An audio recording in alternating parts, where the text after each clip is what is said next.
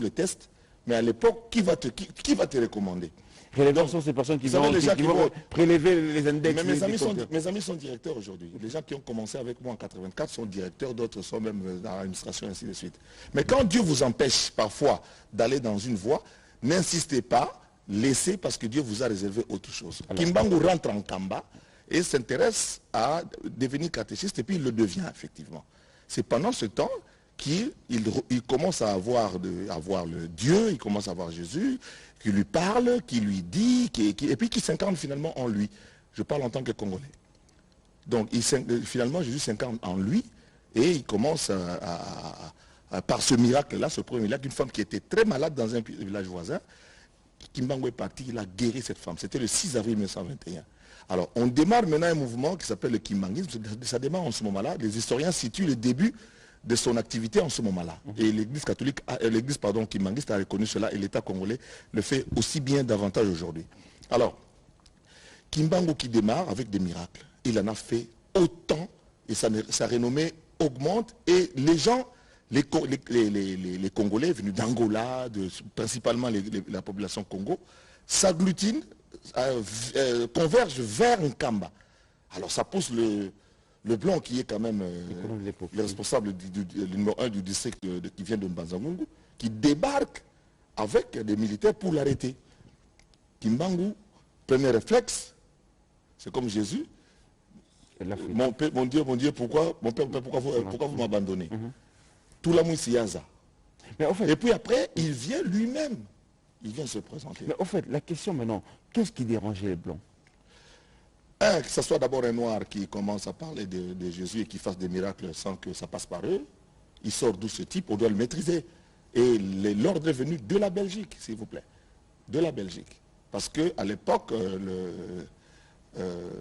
la Belgique vient à peine, 3 ans à peine, d'être cédée, donc le roi Léopold II qui a cédé en 1918, c'est de la Belgique, en 1908, quelques années, une dizaine d'années, parce qu'en 1908, excusez-moi, ça fait 30 ans que c'est un cours que j'ai vu il y a 30 ans, en 1908, la Belgique, le roi Léopold II, face à tous les différents critiques qu'il y avait à l'époque, c'est pas facile d'être souverain de la RDC, c'est pas facile d'être président de la RDC. Quand on est en RDC, on gère la RDC, on aura toujours des problèmes qu'aucun autre chef de l'État n'aura. Donc ça commence en ce moment-là. Le Congo était sa propriété privée. Oui, c'était sa propriété privée, mais avec les critiques, les Français ont commis autant d'exactions dans la colonie française. Les Anglais ont aussi coupé les bras des gens, mais on n'a pas été regardant comme on l'est aujourd'hui. Regardez comment on nous exige, nous, tout le monde qui vient, nous sommes venus savoir quel est le processus électoral, où vous allez voter quand. Alors, mais quand ils vont au Rwanda, ils ne demandent pas quand est-ce qu'il y aura vote. Vous comprenez? Donc, c'est-à-dire, c'est pas facile d'être le Congo, et j'aime aussi autant aujourd'hui interpeller nos compatriotes. Lorsqu'on parle du Congo, ne nous comparons pas à d'autres pays. Nous sommes un pays extraordinaire, nous sommes un pays avec une autre destinée. Ne nous comparez pas à n'importe qui. Ne comparez pas notre président aux autres présidents. Nous sommes un pays exceptionnel. Tous les regards sont ici. Il y a encore des minéraux qu'on continue à découvrir et à des endroits où on n'a jamais soupçonné pouvoir avoir du pétrole ou du diamant. Donc, le 6 avril, il démarre le mouvement et commence, quand il vient se présenter, donc quand on veut le chercher par rapport à sa renommée, on veut l'arrêter, c'est ça l'histoire des grands leaders, on a vu ça les yeux. Hein, quand il est d'abord né, on dit que non, il y a un roi qui est né, et, le roi Hérode cherche à ce qu'on le tue. Nanou. Et puis, Yémo. Ça, c'est le premier réflexe. Oui, Kimbangu aussi a fouillé quand vous allez dans les encablures. Si vous allez à Zongo aujourd'hui, vous visitez les chutes de Zongo, qu'on vous montre la grotte là où il s'est caché. C'est pas loin de Manzango. Donc il s'est caché dans les grottes partout, par-ci, par-là. Il a découvert plusieurs sources où on va, il y a de l'eau qu'on appelle massage. Si vous allez demander qu'on vous montre le massage, si vous allez à Zongo, on va vous montrer là où Kimbangu s'est caché avec ses autres amis. Et il revient et se présente maintenant armé avec un bon moral. Il vient maintenant et affronte l'autorité coloniale. Et c'est à ce moment-là qu'il répond un peu à la manière de Jésus devant Pilate avec des courtes phrases. Qui es-tu? Je suis le roi des Juifs. Je suis le Saint-Esprit, et ainsi de suite. Alors on dit, mais il déconne par rapport à l'Église catholique. Et l'Église catholique de l'époque, nous sommes dans le contexte de 1920. Là, c'est un historien qui raconte. Voilà, donc nous sommes dans ce contexte-là. Et l'Église catholique se voit un peu damer les pions. Et l'Église protestante se voit aussi damer un peu les pions par quelqu'un, un individu comme ça qui débarque d'une famille, on ne connaît pas son père, quelconque monsieur comme ça, qui sortent de je ne sais où et qui commencent à avoir de la notoriété sur nous, qui avons des infrastructures, ainsi de suite. Et son combat commence, et dans le langage, dans tous les jugements qu'il y a eu, les PV qu'il y a eu, Kimbangu a été finalement pris comme étant un subversif, et il a été condamné à mort, et ça a été mué en peine à la prison à vie, et on l'a amené à Lubumbashi où il est mort. En fait, si je comprends bien, le combat était plus entre les églises, disons, les églises traditionnelles à l'époque qui n'ont pas supporté l'arrivée de Simon Kimbangu. Oui, mais aussi par rapport à cet homme qui vient, parce qu'il faut rappeler quand même que, moi je le dis toujours à nos frères nés Congo, vous n'êtes pas, vous êtes différents de tous les autres, tous les autres peuples congolais sur le plan spirituel. Parce que vous savez déjà qu'à l'époque, déjà au XIVe siècle, donc il y avait déjà un des enfants, un des fils de Zingankuvu qui était prêtre au Vatican. Aujourd'hui, beaucoup des rituels de l'église catholique ont été copiés, volés chez les kimbangistes. Vous savez, quand Diego Cao arrive et découvre qu'il y a une civilisation des gens avec une administration, des respects du chef, il n'a pas vu le chef directement, comme on voit certains officiels venir au Congo. Bon, tu débarques au Congo, le ministre débarque au Congo et puis il veut rencontrer le président.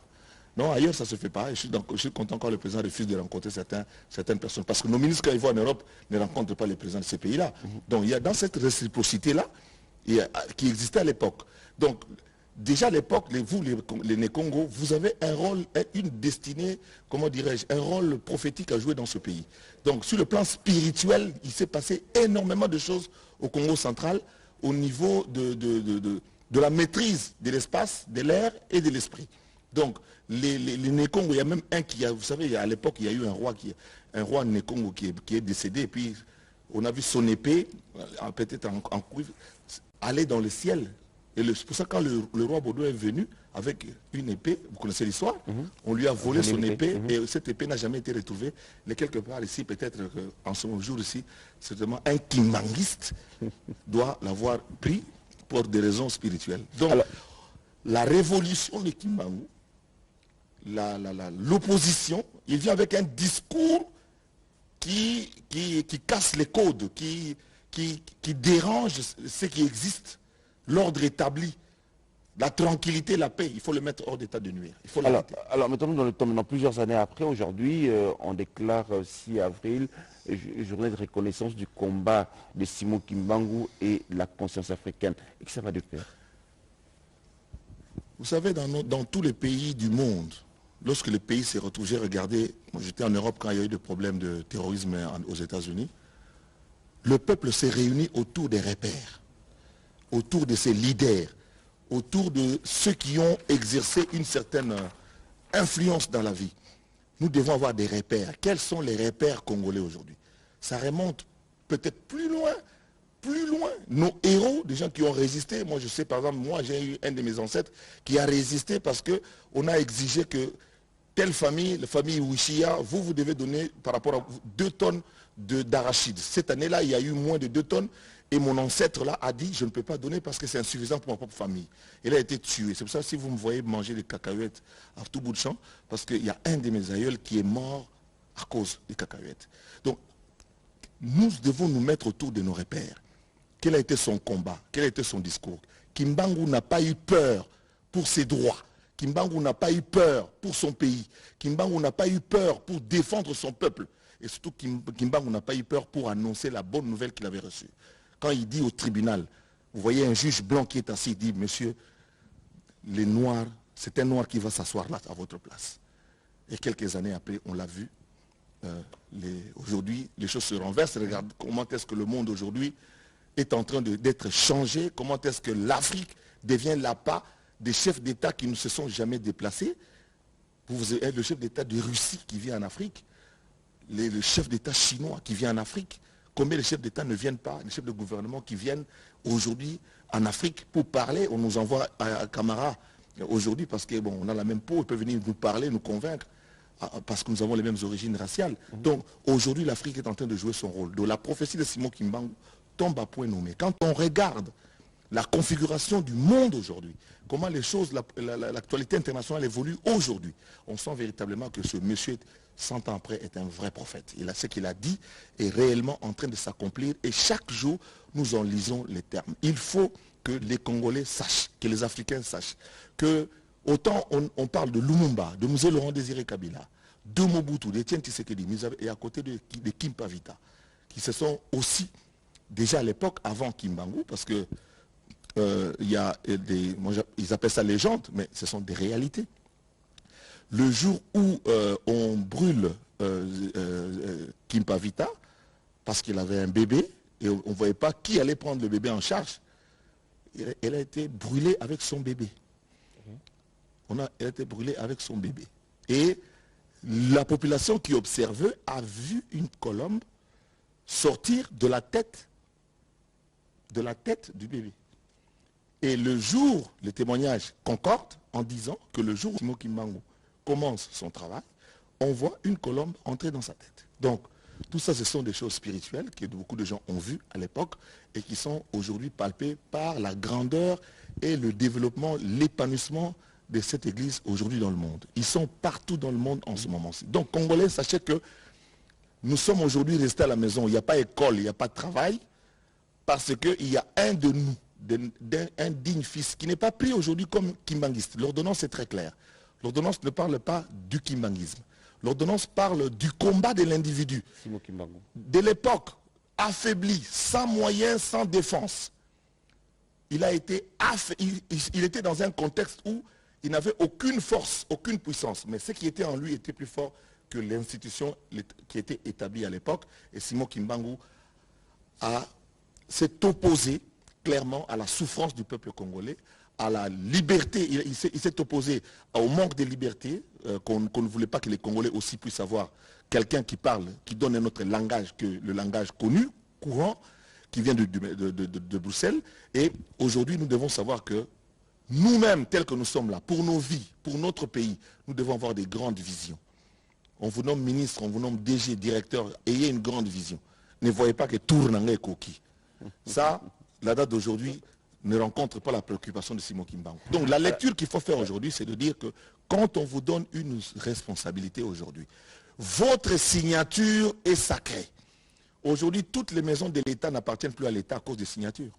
Parce que le ministre a signé, parce que le juge a signé, parce que celui des cadastres a signé. Aujourd'hui, des terrains partent, des parcelles qui quittent les frontières, se déplacent parce qu'un chef coutumier a signé.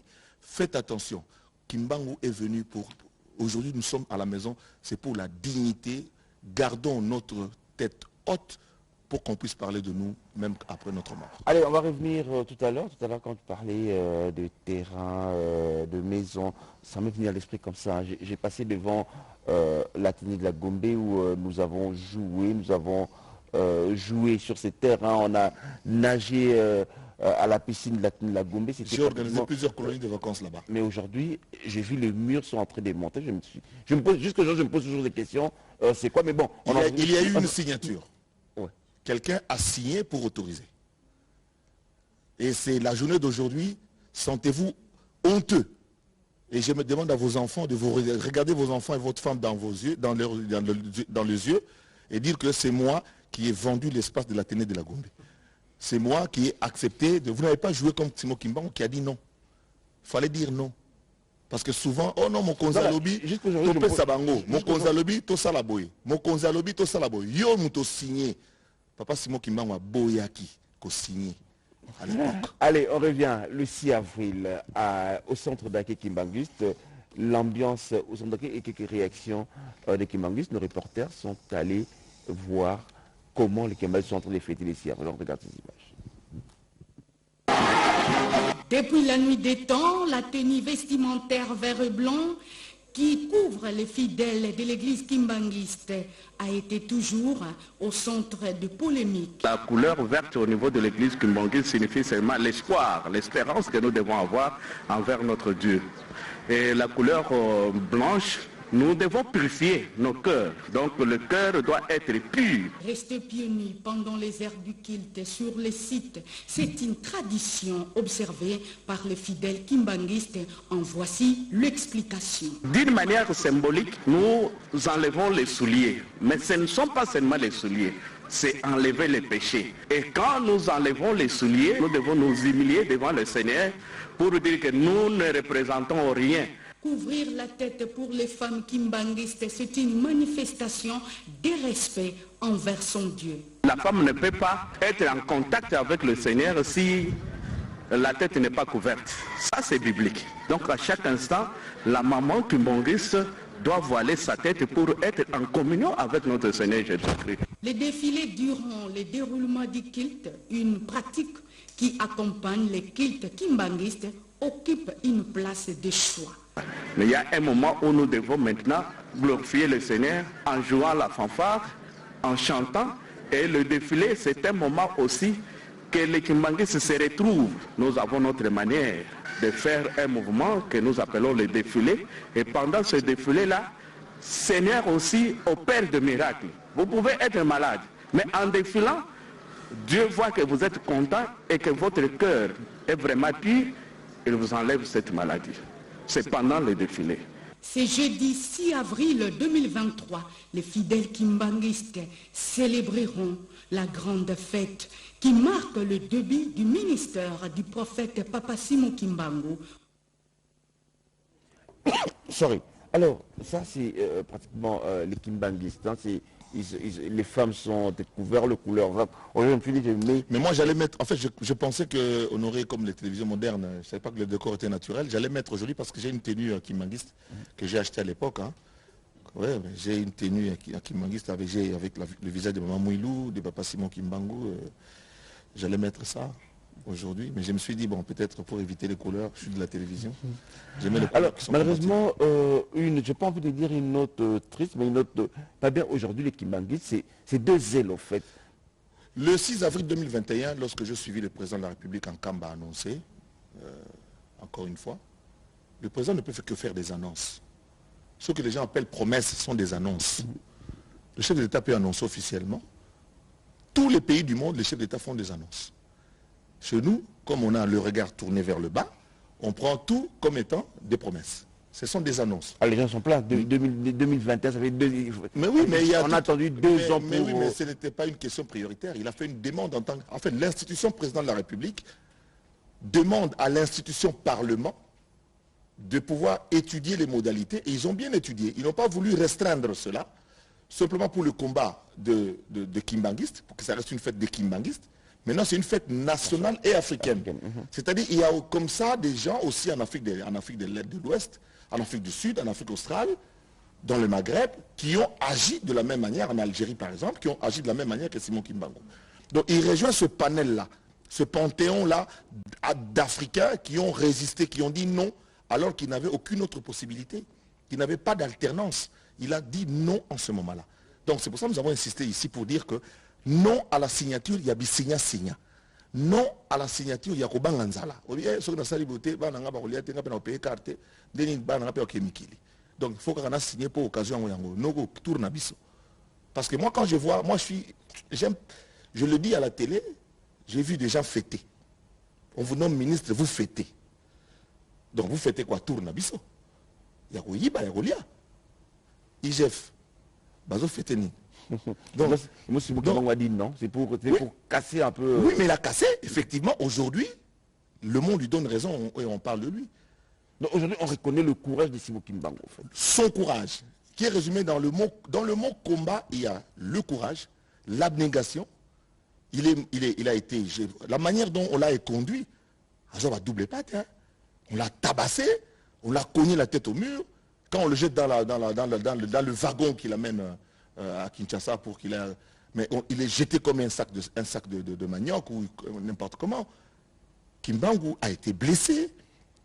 Mais tout ça, on voulait qu'il puisse dire non. Qu'il puisse dire non, maintenant je cède, sinon j'accepte, je ne ferai plus. Vous savez combien de fois il a été entendu à des heures imbues, la torture morale. 1h, 2h du matin, on réveille Kimbangu pour lui poser la même question. Tu maintiens que tu as fait des miracles? Il dit oui, c'est pas moi, c'est Dieu qui a fait. Tu rentres.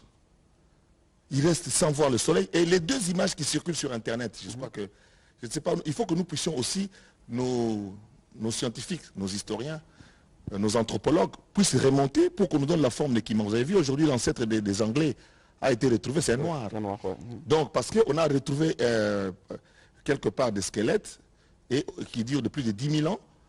et on a essayé de trouver quelque chose, un objet ou un...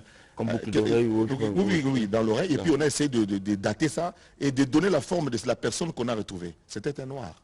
Donc aujourd'hui, nous devons le vrai visage, parce qu'il n'y avait pas de photo, le vrai visage de Kimbangu, on peut le retrouver aujourd'hui. Je pense que cette nomination, cette décision pourra pousser nos scientifiques demain à nous montrer, c'est possible aujourd'hui, même déjà sur Internet. Les images, il y a deux photos. Il y a une photo où il est jeune. Je ne sais pas si...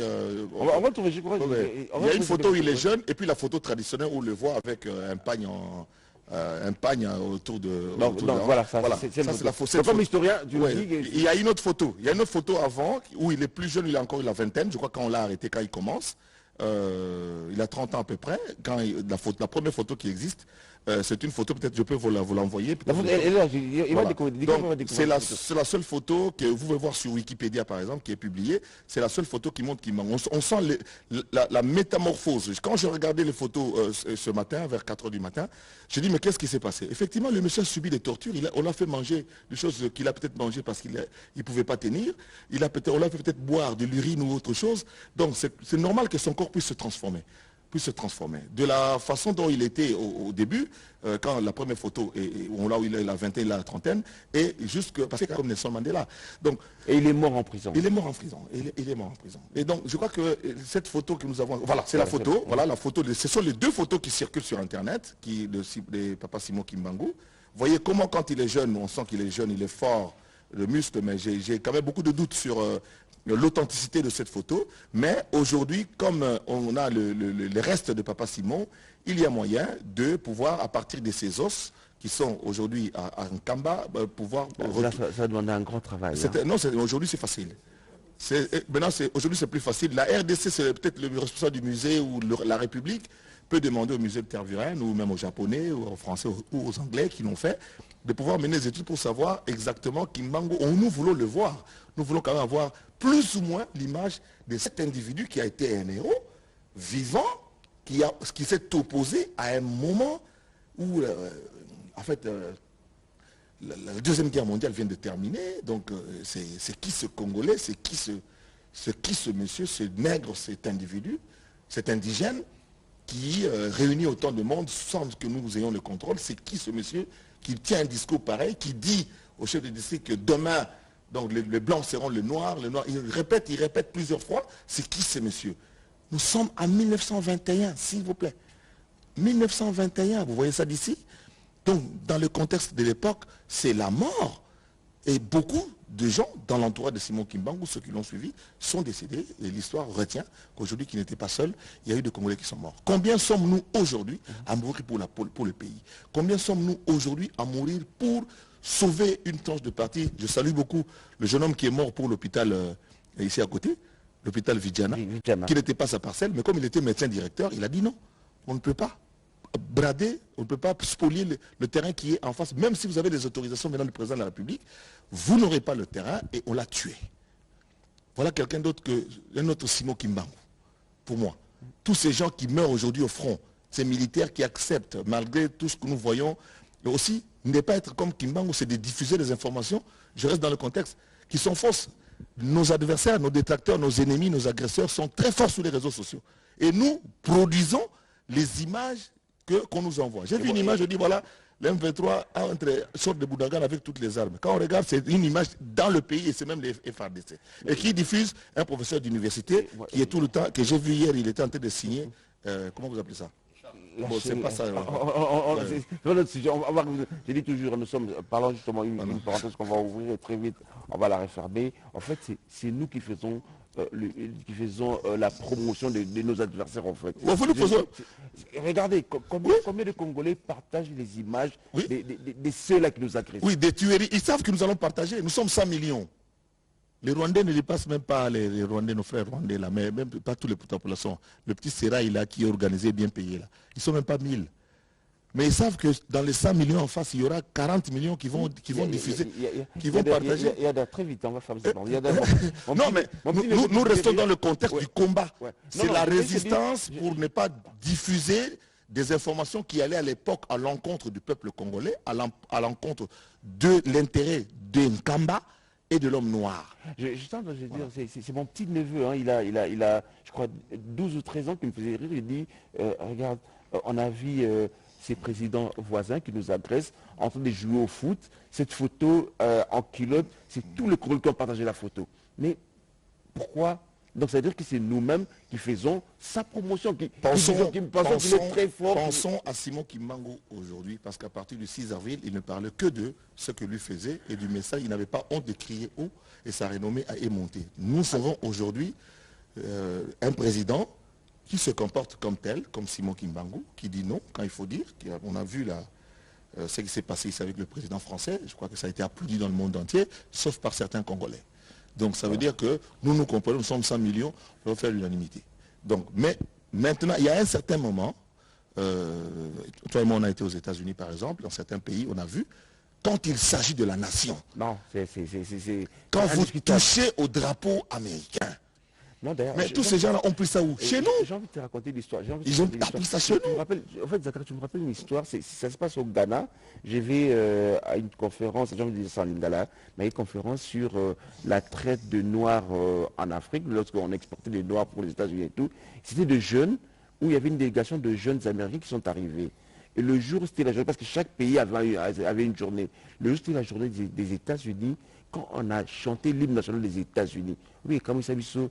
Bah, je bango nyonso bazolela bazoba une nationale na bango bazoma ya miso kita bazolela oh mais bateau so ye bateau maso banze bo mususu oui et là comme ça oh je te me de tala to bi oh c'est que ba le ya nini mais bango tant bazoyeba une nationale mboka na bango tout ba jeune nyonso na miso kita so bi donc ça veut dire que nationalisme na bolingwa mboka na aujourd'hui on va une nationale RDC c'est ba biso normal des bouts congolais.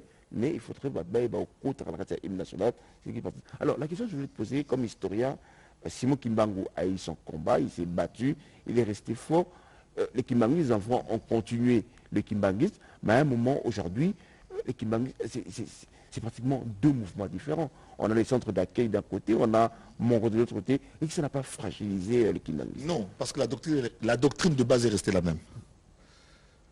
Ce sont les mêmes chansons qu'on chante à droite et à gauche. Mais non, mais sans unité... Maintenant, oui. En fait, c'est une histoire de famille. Je suis parmi les gens qui, déjà à l'époque, j'ai parlé avec beaucoup de gens. Cette affaire, si je parle sous le contrôle de M. César Landou, il a dit, si le président, cette démarche-là pour que la date soit reconnue, il faut dire aussi que le président Tshisekedi est courageux. Parce que ça ne commence pas d'aujourd'hui. C'est depuis Mobutu que les Kimbanguistes ont souhaité déjà, par Papa Diangenda, que la journée du 6 avril soit reconnue. Ça fait plusieurs années qu'ils ont combattu ces combats. Il faut dire que le président Tshisekedi a eu le courage d'abord de faire l'annonce et d'obtenir cela en signant l'ordonnance qui est sortie avant-hier. C'est une grande victoire de courage. Parce que quand on est dans un combat, il faut être courageux.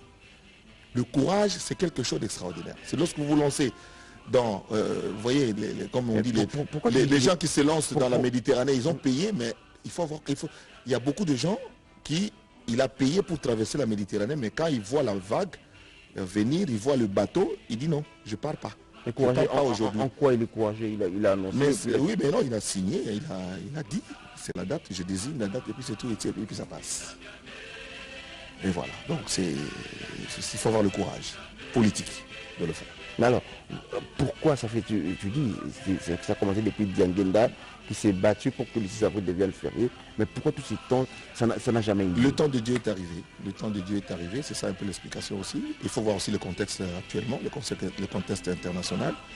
Nous voulons, les religions qui sont venues de l'extérieur du pays font la politique contre le pays aujourd'hui. Allez, ne nous voilons pas la face. Nous sommes à la télévision nationale. S'il y a un contradicteur, je suis d'accord. Les églises qui combattent le pays depuis toujours, les églises qui combattent le pays sont des églises importées. Jusqu'à aujourd'hui. Donc, pourquoi ne pas faire la promotion de nos églises locales? Il y a les Kitawala, il y a tous ces gens-là, les églises noires en Afrique, tout ça, et tous ces gens-là. Il faut les chercher maintenant. Ce sont de vrais patriotes. Je parlais tout à l'heure du Contral. Ah, mais même mon homonyme Zachary Nemonansemi. Ce sont des gens d'une autre dimension spirituelle. Ce sont des gens courageux qui assument leurs responsabilités. Donc ici, je suis dans la phase de... Il ne faut pas avoir peur quand on a raison, il ne faut pas avoir peur quand ses droits sont dérangés, il ne faut pas avoir peur quand on est face à l'avenir de son pays. Il faut marquer le nom, il faut laisser le nom dans l'histoire. C'est ce que nous devons enseigner à nos jeunes, pour qu'il y ait l'espoir. Il faut donner l'espoir à nos jeunes que c'est possible, que ce pays-là ne restera pas tel qu'il est. Et il va aller de l'avant si ceux que nous mettons en face ne signent pas, signa. Allez, on va marquer une pause, on revient sur la célébration du journée du 6 avril, journée consacrée au combat des Simon Kimbangu, mais également à la conscience africaine, parlant du Congo central. J'aime bien ces images de Mwanda, Discovery, Mwanda où on voit la distinguée première dame respirer l'air frais. Humé, c'est ça le mot. Humer l'air frais. Et j'aimerais demander à ceux qui prennent l'avion aujourd'hui, qui sont peut-être en Belgique ou en France ou ailleurs, quand vous venez vers le Congo, regardez là, quand vous arrivez au niveau de la carte d'Afrique, vous allez voir qu'il y a une ligne noire qui sort de sur la carte du Congo, vous allez voir qu'il y a une ligne un peu bleue qui pénètre l'océan. En fait, le fleuve Congo aujourd'hui, et depuis des millénaires, est en train de fondre. Donc, et Panza Océan, sur 135 km. 135 km et ressenti sur 150 km. Nous sommes le seul fleuve au monde qui le fait. Donc la puissance de pénétration, J'aime bien quand tu mets la casquette de l'historien. Allez, merci de regarder le panier Bonjour Show. Parlons de Mwanda, on regarde ces belles images. Le mot humé, hein? Humé, l'air frais. Discovery, dans les images et puis on revient pour la suite de ce programme.